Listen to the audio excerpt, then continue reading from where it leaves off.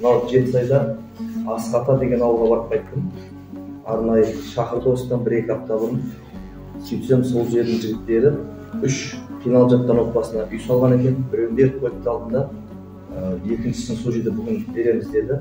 Сөйтіп мешіттің алдына дастархан жасап, сағат 12-де 100 адамға дастархан жасап, сол ауылдағы азаматынан айырылған, немесе отбасын баға алмай жүрген, денсаулығы жоқ ер азаматтар бар дегендей, содан бір 40-50 отбасыны бала шағаларымен шақырып, мешіттің алдына батут қойып қойыпты, балдар ойнайтын.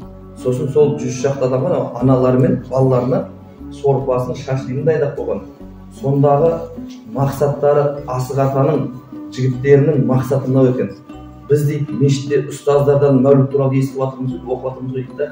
А мына кісілердің балдарына кім айтады пайғамбар саллаллаху алейхи тарихын дейді. Түсінесіздер ме?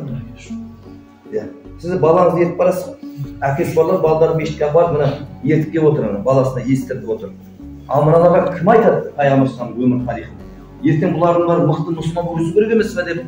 Сол пайғамбар саллаллаху мәуліт айында арнайы дастархан жасап мешіттің алдына 100 шақты жаңағы анасы мен балаларына келген 40 па 50 ма отбасы ма әйтеуір әрқайсысына 10 мың теңгеден қолына бір килограммдай әсел сыйлап шашлығын сорпасын беріп батутқа балдарын ойнатып, соның ішінен бір 4 баласымен әр жерде квартирада жүрген бір әйелге 6 бөлмелі үйді жаңадан салып бітіріп, соның кілтін бүгін тапсырдық жаңа әйелге.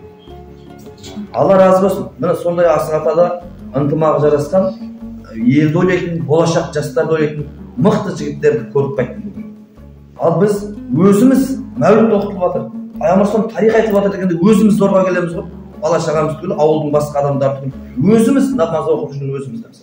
А олар ауылдағы әкесінен айырылған, әкесі денсаулықтан айырылған сияқты отбасының балдары мәулітті есту керек қой, білу керек қой деп шырылдап жатыр. Міне сол үшін де Құдай тағалам білем, осы отырған жігіттер талай жақсылықтарда жарысып жатқан, бірақ Асқатаның жігіттерінің бүгінгі ерекше болды деп ойлаймын да. Бір анау пайғамбар айтады ғой, адамға рахмет айта алмаған Құдайға шүкір айта алмайды. Міне рахмет сондай жігіттерге. Осындай ұстаздардың уағызын тыңдап, өзін ғана ойлаған надандықтың белгісі, өзгені де ойлаған адамдықтың белгісі деп, міне өзге де бауырларымыз ойлап шырылдап жүрген жігіттеріміз көбейіп келе жатыр. Құдай екі дүниеде қуанта берсін. Амин.